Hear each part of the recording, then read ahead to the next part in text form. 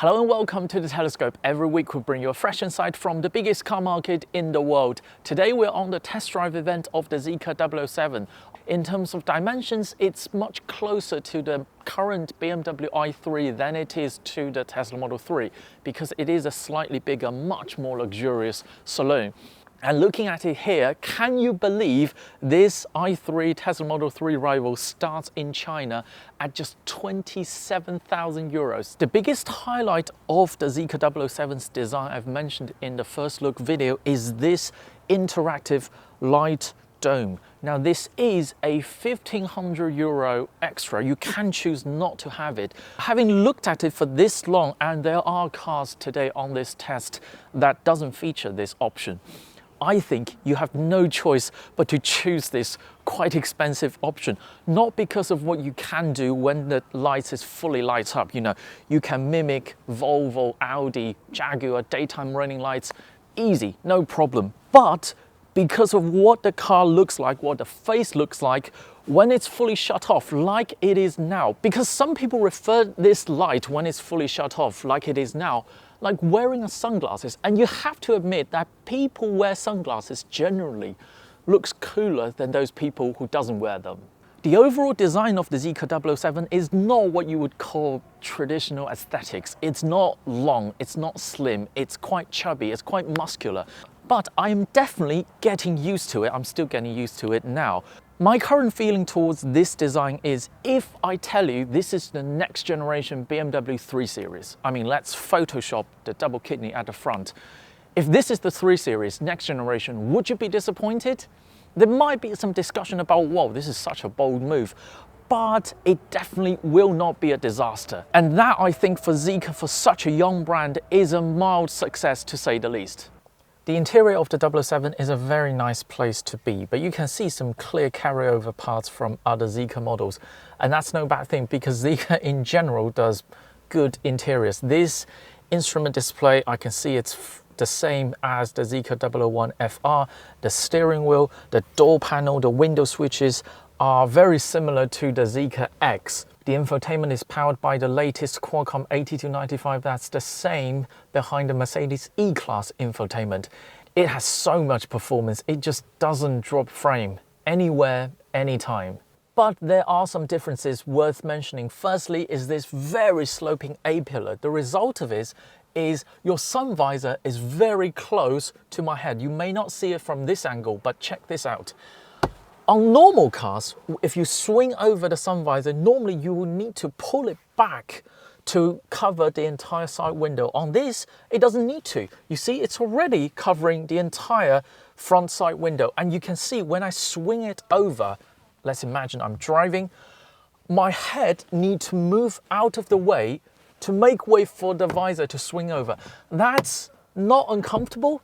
It's just a bit unusual. In the first 10-15 minutes, you need to get used to this. The rear cabin is quite spacious. You can see I'm 5'11". There's a lot of knee room, and I don't think it should even be compared with the Tesla Model 3 because it trumps it in every way, and that's nothing to write home about.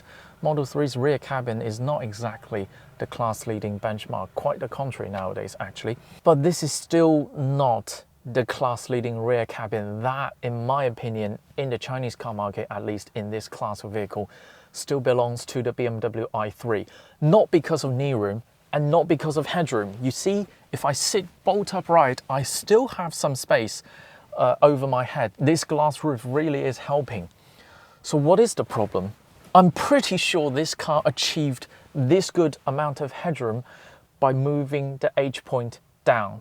That is, I'm sitting closer to the floor. There's a measurement term in car packaging for this. It's called H30. It's how high you are sitting compared to the floor.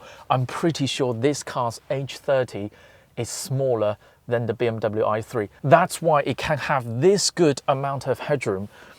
But sitting over long distance, I still think the BMW i3 gives you a better experience overall, not because of knee room, headroom or whatever.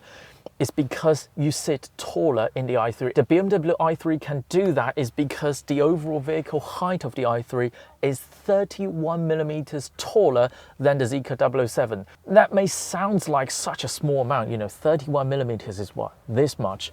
But in terms of car packaging, it's actually quite a significant difference. So the Zeekr 007, for the exterior design, it kept the overall height at 1450. I wish it had gone to 1470, 1480 to raise the hip point a little bit, because in terms of length and width, this rear cabin is very good. The only thing is missing, and only by a very small amount, is the vertical space. On the move with the Zeekr 007, this car has the same rear motor we've seen on the crazy quad motor 1265 horsepower Zeekr 001 FR. The rear motor of the 007 is one of the 4 motors on that car. It means it's insanely powerful. It has 420 horsepower from a single motor. We are here today driving the twin motor version that has 670 horsepower, 3 seconds or something to 100 kilometers an hour. There's an even more performance focused version which does 0 to 100 kilometers acceleration in 2.7. I mean, if you want to go for that, all power to you, but I think 95% of the public will be happy with the base 420 horsepower model. On range, the base model has over 660 kilometers CLTC. That's 550 kilometers WLTP and about 300 miles EPA.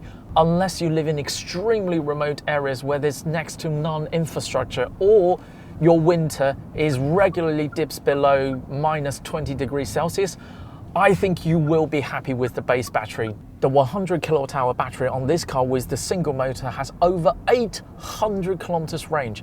That's more than the Tesla Model S played in the China CLTC cycle. Even in a country as big as China, I don't think you need that much range. On chassis dynamics, this car is closer to the Tesla Model 3 in terms of its agility and steering response than it is to the BMW i3, but it's still a very comfortable car. This is a very tied down car. It doesn't float. If you're doing some big vertical jumps, this car lands on its chassis very well. There's none of that breathing sensation, especially on this twin motor version where you have variable dampers. When it's set to sport, wow, you do have a very agile car. And quiet as well. On the way here, we did close to an hour of highway driving at over 120 kph. It's a quiet car. It only has single layer glass, but that doesn't mean it's a noisy car. This car's NVH is sorted out.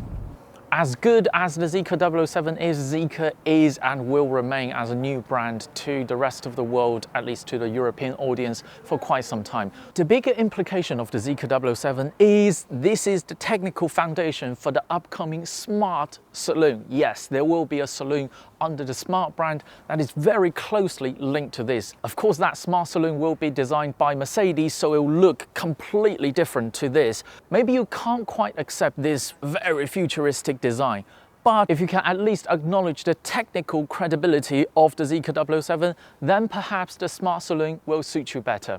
That is all from the Telescope today. If you enjoyed this video, keep watching, keep subscribing. More videos coming to you very soon.